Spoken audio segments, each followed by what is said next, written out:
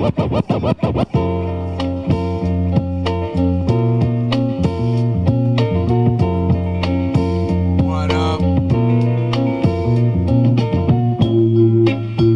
back. Sober experience.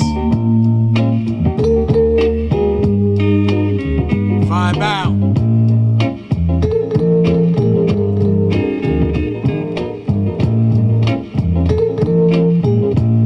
Holiday time is here.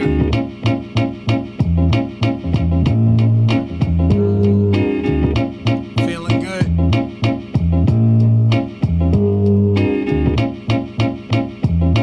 You ready?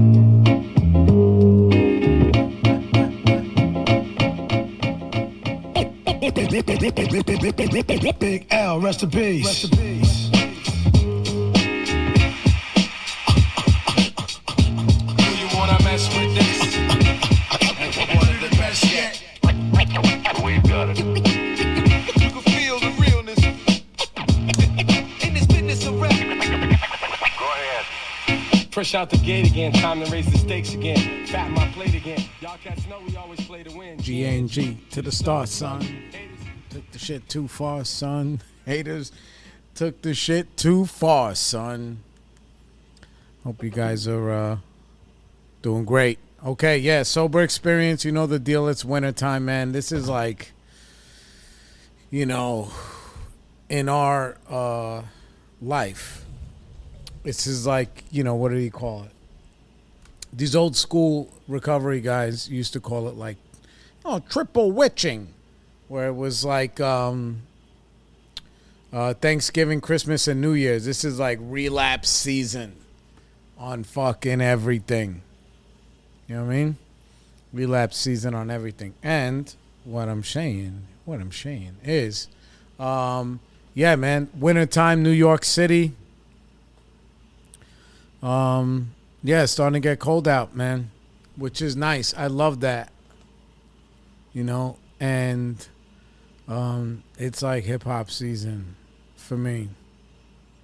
Man, I used to be, whew. I mean, I was crazy all the time, but really crazy in the wintertime, because like when you're a young person and it's wintertime in New York and you're out there going on missions, yeah, man, hip hop in the fucking Walkman, walking, geez, a mile. Dude, I used to walk a mile to like the closest, was it? Yeah, maybe the closest weed spot was a mile away. Yeah, and I used to walk. In the wintertime, we'd go on missions, man. Everybody bundle up. We all throw in a few bucks. And I'd walk into town. It was a mile away. It was the first store you saw. Maybe there were people outside there selling weed, but most likely no. Then I would go down and I would, head towards where my baby mama lived. Yeah, because she lived in town. I lived outside of town. So I'd walk down there, whatever, steal a bike. Not too many bicycles in the wintertime, but, get down there. And it was a good life, man, when you're like a young person. 12, 13, 14, 15. No interwebs. Nobody my age had a cell phone. We all had beepers. And pay phones. And you would send your friend the bat signal, like, yo, leave your house at 11:30 and meet me over here. And you would just walk by yourself in the blizzard. And we'd go, and it would be the greatest. It would be the greatest. Meet me here at this time. Meet me there at this time. You know what I'm saying? You have to really earn it. Now it's like whatever. Kids get fucking death delivered to their door like babies. So what's been going on? We're getting ready for Thanksgiving this week. Everybody, I don't know what other people's, what do you call it? what their holiday is going to be like as far as, you know, being with family. I'm not going to be with my cousins that much. Maybe I'll try and see them over the weekend. You know, I'm going to be with my mom, my wife, my two of my kids. You know, I got a lot of work stuff going on, like really, really good stuff. And it's hard to stay focused. It's hard to stay disciplined when things are going really well. That's when I have to, I got to stay close. So, entonces, y también, yeah, that's what I got going on. I don't know what I'm going to beg my wife to make to bring to my mom's house. My wife makes the best baked mac and cheese, like as far as like a holiday dish. The problem is that it doesn't fucking travel well. So you got to bring it there and then put it in the oven. And she does one of them with like smoked Gruyere. She did it one time because like I guess we ran out of whatever. She does it. It's ridiculous. That's all that it is. It's fucking ridiculous. So I'm going to pray that she'll make that. Likely not so much. If that's the right even terminology. Yeah, it's unlikely she'll do it because she's studying for finals, you know, kind of shit. So then I might have to just bust out the gabagool. No. I make a tortellini salad, which is just cold tortellini, cucumbers. You know, you get those formaggio mozzarella balls. You throw them in there. What else? Chop up some sopressata. Yeah, and you make like a cold, like, tortellini salad. Nice and easy. So maybe I'll do that. And, you know, my mom can handle the rest. Which is cool. And it's like, you know, as you get older, the family gets splintered, and that's okay, too. You know, I don't have any of these, you know, like, when I was growing up, everybody, Thanksgiving was like the first holiday where, like, maybe you were going to show up with somebody, right? You were going to bring some. And in my life, you know, dog, I always had a +1. Always. So I was bringing people to Thanksgiving since like the 8th grade, maybe. No. Yeah. Since around that time. Like, oh, this is my chick right now. But, and it was, you know, part of me was like, dude, I want to show you where I come from and why I am the way that I am. Because in my house growing up, you could drink in the 8th grade. Now I'm drinking fucking creatine water. That's how far down the fucking thing I've fallen. But what can I say? Yeah. That's what I'm doing. So yeah, I'll be bringing people all the time.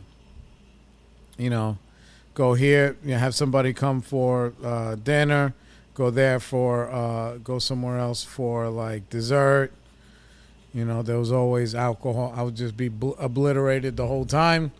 Late night drugs, running wild. So this type of season, I can understand why you got to be, you know, you got to be mindful because, you know, I don't know. You just got to stay close. Stay consistent with the meetings and do all of that kind of stuff. So I make sure that I fucking behave. And that's that. You know, I don't think I'm not going to relapse, but like, you know, it was a beautiful time. By this time of year, when I was younger back in the day, we're talking about the 90s, it was already freezing cold. Now it's not even cold. I'm going swimming tomorrow. It's going to be like in the 40s or something stupid. So there's that. And, yeah, I don't understand, you know, where winter has gone. But by this time, I normally would have, like, my pair of winter Timbs. I would get a new pair of Timbs every year. My wife even mentioned it yesterday. She's like, oh, she's like, you know, because I told her, I said, I don't really want or need anything, like, in my life. Just, you know, white tees. And she's like, blue Yankee fitted, a new Yankee hat every spring. And I was like, yes, that's true. Every spring, it's like clockwork. I get a new Yankee fitted 7.5. And every winter, I get a new pair of Timbs, 9.5. And that's my uniform. So I'm saying that to say that winter is gone. And there's like no even, there's nothing left. Those days are over.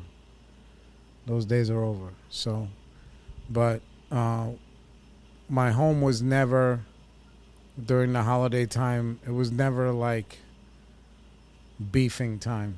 Everybody just got fucked up and ate food and danced and played music loud till 3 a.m. and people would, pass out, and we would take makeup and paint their faces and all kind of silly stuff. And somebody posted a picture on Instagram. I've been doing really good, actually. Speaking of Instagram, this whole week I took Instagram off my phone and then just put it back on yesterday, and then I saw myself already getting distracted, so I took it back off.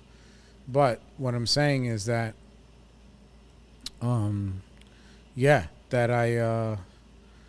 somebody put a picture of like a Spanish, I think it was a Puerto Rican house, but it could have been any house. It was definitely my house growing up. It was a room with nothing but jackets on the bed.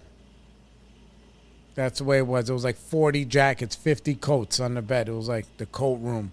And I would just like swim in those coats when I was a kid, and people would get so fucking mad, and that kind of shit and whatever. And it was just a good old time. It was a good old time. But like, it was never like stuff you see on television where people are like arguing at Thanksgiving about politics, about this, about that. Like you can do that on a Tuesday, just not on a Thanksgiving day. So that's where I'm at. Let's get back to the book. I think we're still in step 2. Where are we? Come on, Bo. Came to believe we did that. A power greater than ourselves. Okay, I think that's where we are. We're at a power greater than ourselves. Okay. Jeez, I'm trying to get comfortable. I'm sorry. I got a lot going on. Spider. Okay, here we go. Each one of us comes to recovery with a whole new history of life experiences. That history will determine to a large degree the kind of understanding we develop of a power greater than ourselves. Okay? In this step, we don't have to have a lot of specific ideas about the nature or identity of that higher power. That sort of understanding will come to us later. The kind of understanding of a higher power that's most important to find in the second step is an understanding that can help us. So, am I willing to believe in a power greater than myself? The answer is now is God is everything. But in the beginning, like, is it possible I don't have all the answers? I'm obviously open to taking suggestions if I'm in a place where people, where people are really trying to help me, and I'm willing to take the help. So the help that I get from other people is a concrete power greater than me, because it's things that I cannot do on my own. Okay. Boom, boom, boom, boom, boom. We are not concerned here with the theological elegance or doctrinal adherence. We just want something that works. How powerful does a power greater than ourselves have to be? The answer to that is quite simple. Our addiction as a negative power was, without a doubt, greater than we are. Those impulses that we all live with, that we surrender to in those moments that come, it's a power greater than us. If you're suffering with that. I mean, I do, and I was explaining this to one of my kids that was here the other day. I was like, dude, you build these like pathways or whatever from when you're a little kid. That's why there's not a lot of difference between somebody who abuses themselves physically you know, whether it's cutting or they have eating disorders or whatever, or abusing, you know, drugs or gambling or whatever, you build like these pathways to comfort, you know, because it's the first thing that really worked. And comfort, we always say all the time, help is not the absence of pain. That's not what help is. And what happens is, like, just become so accustomed, your brain gets wired like, oh, when I feel this, I do this. When this happens in my life, I do this. And when I feel this, I do this. Or, you know, because, you know, you'll get a little bit of relief and then a whole lot of grief. And that's what that is. So, So, yeah, our addiction as a negative power was without a doubt greater than we are. Our addiction led us down a path of insanity and caused us to act differently than we wanted to behave. It doesn't saying that it didn't make you feel better, but you didn't want to do better. Like, I always felt better if I was lying, because I was scared to be honest and scared to know the truth. I always felt better when I stole. I never thought I was going to get enough. I didn't think I was going to be enough. I was never enough. So I lived in a very dishonest way because of that. You know? Yeah. We need it. We need something to combat that. Something at least as powerful as our addiction. Okay, questions. Do I have problems accepting that there is a power greater than myself? No, I do not. At the time when I first started coming to believe, I was doing begrudgingly. I had an idea that something existed, that I was getting some kind of help, and I was getting some kind of maybe a little bit of relief, but I didn't have a belief, like a faith or whatever. I just had a belief, like, yeah, like, you know, I'm sure there's, you know, whatever, Arab kids with Down syndrome, you know? I'm sure there are. We never see any on television. We only see white people, but I'm sure there are. So I believe, but I don't like believe, if that makes sense. What are some things that are more powerful than I am? The demons that I live with every day, mentally. I've been talking about it a lot lately because I've been keeping my disease up front. As far as, you know, I have the capacity. I was talking with my boy Anthony yesterday, you know, how we're observing other people burn their fucking life down to the ground for no reason, but they're just burning it to the ground. And yeah, it's sad. And I see it, man. And I've done it. Oh my God. It makes so much sense to me. People do not understand how the addict mind or the alcoholic mind works. You know, I can burn my whole business to the ground. I can burn my fucking marriage to the ground. All these things so easily. And I have to, you know, keep myself out of that, you know, that negative place. You know, when everything is going good, that's when I need God the most. That's when I need all of you guys the most. Because now that it's good, it's like, oh, this will pop up. This little distraction will pop up now. You know? Of course, when everything is going good, you know, the devil shows up. I just like to give these things names. I call them demons, man. I wake up with these demons every day, and I have to face them right away, and I have to, you know, get them out of the way and be like, nah, dog, you ain't winning today. Maybe tomorrow, because I know you'll be here tomorrow, but today, no. I get up and I do stuff in my life for me that is harder than my actual life. You know, like I said, I'm going to go swimming tomorrow in that cold water. Swimming in that cold water is harder than my life.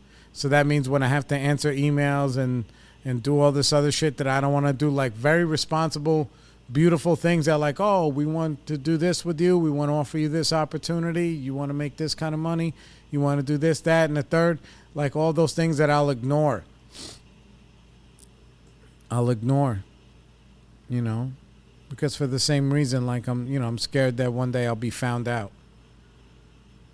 You know, so I have to, but if I fight those demons in the morning, this morning I was in the sauna. It was like maybe 8, just after 8 a.m., 8:05, whatever, 8:10. And then this big work project that I've been working on, all of a sudden some of the wheels started coming off with some timing stuff and this and whatever. And I had to stop what I was doing. And I had to go put out one fire, put out another fire. And then I went and I saw my goddaughter play a basketball game, whatever. But, I wanted to hide most of those times. I had to push myself to do all of those things because, I want things, my demons, my disease wants things to pile up so I can feel overwhelmed and so I can feel like I'm a zero and then I'm less than. And then it will say, okay, why don't you go get a whole pizza pie so you can be a fat fuck? Why don't you not do any exercise today? Why don't you, why don't you find some fucking relief? And in my life, I don't need any relief. All I need is results. And results only come from taking action. So I got to be like Jocko, default aggressive. Just fucking do it. Go forward, go forward, go forward, go forward. I've been in this cycle when I'm doing really good, in the cycle of to fight my procrastination, just like do it now, do it now, do it now, do it now. That's why I took the social media stuff off my phone, minus the Facebook, because, I do get a little bit of work from there. But yeah, I took it off because of the doom scrolling. It's fucking bad. And none of it is positive. I don't need to be the first one to know, that, this guy dropped out of the fucking race or whatever. It doesn't matter. I need to fucking do what I need to do. Okay. Next question. Can a power greater than my greater than myself help me stay clean? Yes. Absolutely. Absolutely. Because I need to rely on that power in order to take those actions. I need to be like, look, my higher power and the love that's on this earth is going to keep me sane and knows what's good for me. And what's good for me is on the other side of that fear of doing, people like what I say, people, put off doing things longer than it takes to actually do them. And I'm a big, that happens to me a lot. So I will make telephone calls and ask for help. Not all the time anymore. I don't have to, but I go straight to God and ask him like, God, I need to fucking do this shit today. And I need to do this shit right now. Like what I'm doing right now to distract myself is not serving me in any way. And it's actually just making me feel worse. So my first sponsor, Andy, he used to always tell me, man, every action is is not every thought. Thoughts are whatever. They're not even real most of the time. But every action is either bringing me closer to a drink or further away. So there's that. So I have to just take action, take action, take action, take action, take action. Like, that's what I have to do. Okay, can a power greater than myself help me recover? Yes. Absolutely. Because I need to recover from that hopeless state of mind. That's what the recovery thing is, where I feel like I'm hopeless. A hopeless state of mind and body, they say. Yeah. Some of us, keep going. Some of us may have a very clear idea about the nature of the power greater than ourselves, and there's absolutely nothing wrong with that. In fact, step 2 is the point at which many of us begin to form our first practical ideas about a power greater than ourselves, if we haven't already. Many addicts have found it helpful to identify what a power greater than ourselves is not before identifying what it is. In addition, looking at what a power greater than ourselves can do for us may help us begin to discover more about that power. This is true. There are many, many understandings of a power greater than ourselves that we can develop. We can think of it as the power of spiritual principles. That's a very, very, very important thing. People, what are spiritual principles? Doing the next right thing. Period. doing the next right thing. And it's now become a way of life for me, but initially it's contrary to every impulse that I possessed. Every one of those pathways that I dug in so deep. Oh my God, I impulsively was dishonest. It was crazy. You know, we can think of it as the power of spiritual principles. Boom. The power of the NA fellowship. They call it good orderly direction. Right? People don't like the term God. Good orderly direction. Or anything else of which we can conceive, as long as it is loving and caring and more powerful than we are. The feeling that I get when I'm with my people is undeniable. It's very describable. Like, oh, it's undescribable. No, it's very describable. But it is undeniable. Loving, caring, understanding, forgiving. You know, the forgiving part is big. The non-judgment. You know, I know people, when I was sharing at this lady's anniversary, I think it was a few weeks ago, or maybe it was my own, I don't remember. Like, it's easy to say, oh, you should, you know, you got to stay close and go to meetings and do what you have to do. It's like, yeah, if you're, you know, and it's easy to say, if your partner or if your wife or your boyfriend, your girlfriend, whatever, if they cheat on you, then bring your ass to a meeting because you're hurt. But the truth is, like, if you cannot stop cheating on them, you need to bring your ass to more meetings and to share about that. Like, dude, I can't stop cheating on my fucking wife. You know, I just can't. I have an incessant desire, demand to be validated and to feel wanted in that way. You know, the one day that maybe your boyfriend is too tired or your girlfriend is too tired and they don't want to fucking bump uglies with you, all of a sudden right away you're like, oh, well, they must not love me. Whatever. You don't even have a conversation like that. It just turns into, I'm gonna get it. You're not giving it to me. I gotta get it somewhere else, which is ridiculous. I used to think like that. I used to believe that. Not even think. I used to believe that. It's crazy. You know? And not only was I hurting people, but I was robbing myself of the experience of being honest and being real. I was robbing myself of the glory of being, you know, of not being foul, of being somebody that somebody else can trust, that they can rely on, you know, unadulterated. It was crazy because I remember I used to say all the time when I was turning into this guy that I am now, like, dude, I don't trust women, but I trust God. And it was like lip service. But after a while, if I really trusted God, I was like, all right, I'm not going to fucking...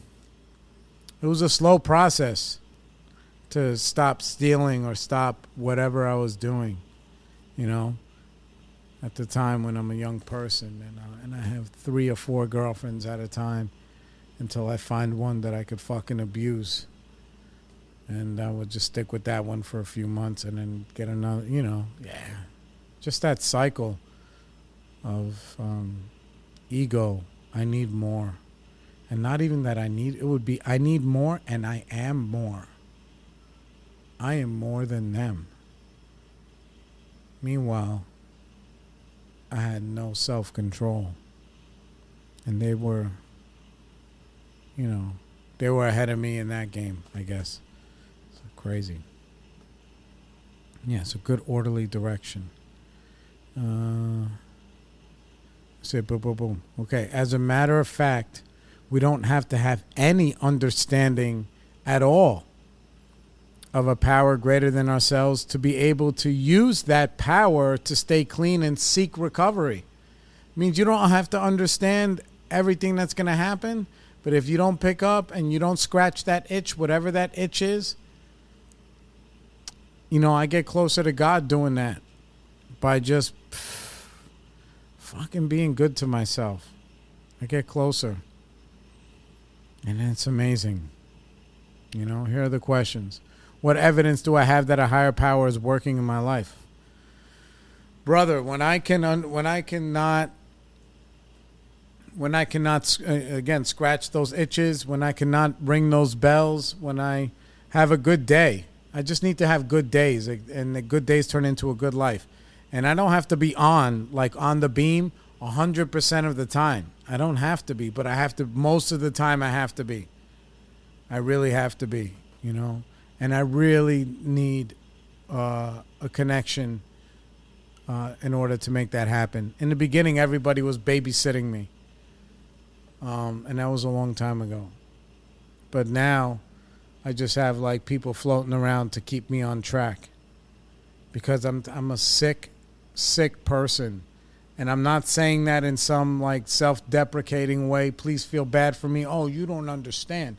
I'm the sick guy and whatever, and I'm a maniac. No, I'm a fucking sick person that will decimate everything good in my life.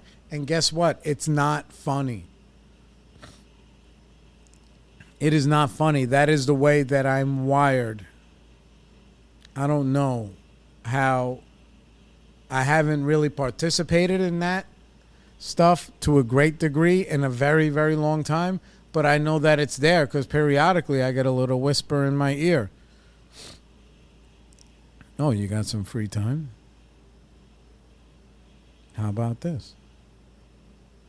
Oh, you feeling good about yourself? You take a day off. How about this? Take a day off from going to meetings, from feeling good, from helping people. Or you can help people, but also when nobody's around, why don't you do this? Why don't you go back to watching some fucking porn? Or why don't you go back to whatever it is, I say the porn stuff a lot because it's not really an issue for me. It comes in and out of my life, but it doesn't make me feel good when I'm done, and it's 100% easily accessible. I have my own spaces in my life, and I can just go and do whatever I want, and nobody knows but me, and that's what makes it fucked up. Nobody knows but me. Same thing. Nobody knows but me. Yeah, and whatever other vice that I'm using to pry myself away from the good life that the Lord has given me. I was saying this thing yesterday. I've earned a lot of things in my life, but there's very few things that I've actually won. You may have won a prize. The love of my wife loving me, I won that shit. I did. I didn't, and I just have to work to keep it. All right. What are the characteristics of my higher power does not have? It doesn't have guilt. My higher power doesn't give me guilt-free forgiveness. That would be nice. If it's you can hide in hey, I'm making progress. Progress, not perfection. But it doesn't come without some long-standing guilt. When I was talking with Anthony the other day, and we were talking about these kind of things, these vices, and I'm like, dude, the reason why I do my best to not pull the trigger on any of these things or to take all these actions to make sure I stay out of the lion's den is because I know myself in ways that I can write on paper that are concrete. And one of them is this. If something gives me relief and feeds my ego in any way, or that relief, if something gives me that, and if it doesn't bother me personally, I am not going to stop doing it. And that's and regardless of how it makes anybody else feel or what it does to anybody else, if I'm getting what I need to get, and there's a part of me that's supremely capable of being that selfish and self-centered that I will not feel bad while I'm doing it. And then I'll keep doing it and keep doing it and keep doing it and keep doing it until everything is burned to the ground, or everything, or my wife is fucking crying, or I'm losing all these clients, or I'm doing whatever. I'm going back to who I don't want to be anymore. Only at that point will I feel guilty. You know? That was it. I wouldn't even, you know, back in the day, you feel bad. All of a sudden, when the cops are behind you, you're like, holy shit, I've been living this life, and those blue lights are on. Up until that point, I was supremely just wrapped in self. You know? So I can no longer veer even in those directions without, without feeling guilty. And that guilt keeps me on the straight and narrow. Last night I was trying to go to sleep, and I woke up and it was like 3 a.m.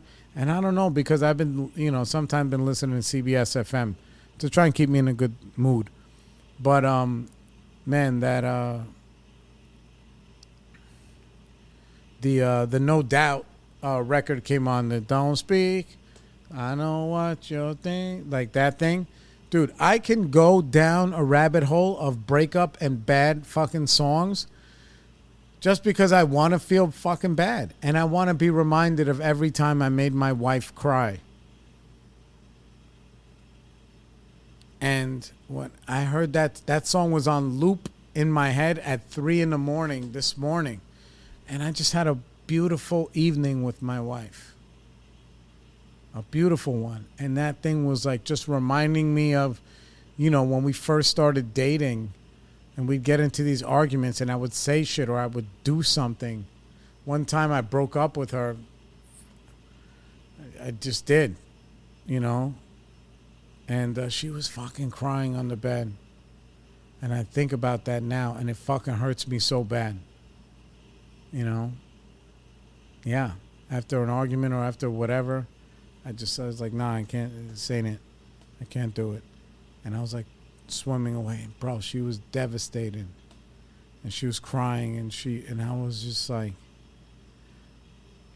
fucking cold. Yeah.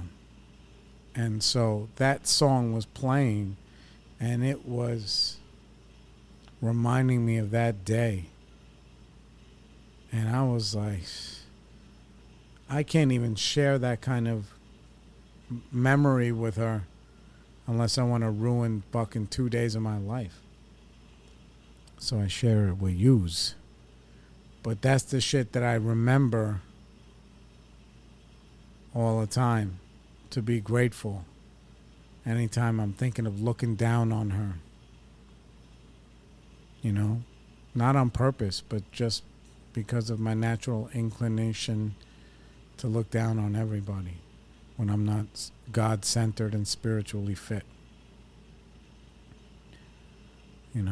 Last question. What are the characteristics my higher power has? My higher power makes me feel, when I'm doing the right thing, I feel like, he's proud of me, and I can feel that. And I don't know if it's maybe because maybe I'm proud of myself. Maybe that's what it is. But yeah, I feel that. And I feel the love. And I feel that I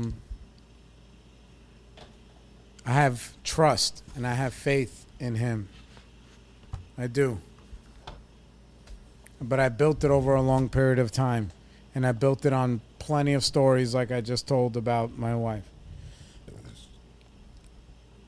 Plenty of them. I was not, not just her, but just with people in my life. My parents, people who loved me, people who believed in me, people who trusted me, and I would just, they were all in the way. They were all in the way. And now I live to serve God and to serve that goodness that I can be, that I learned how to be. I learned how to be good in recovery. how to be a good person, how to behave. A good person is somebody who behaves like a good person, not somebody who, not anything other than that. If you ain't behaving good, if you ain't acting good, then you are not good. And I had to learn that because people would give me a lot of breaks. And that's my job. My job is to give other people some breaks. You know what I'm saying? So I live to serve God and to worship and take care of my fucking wife. That's what I do.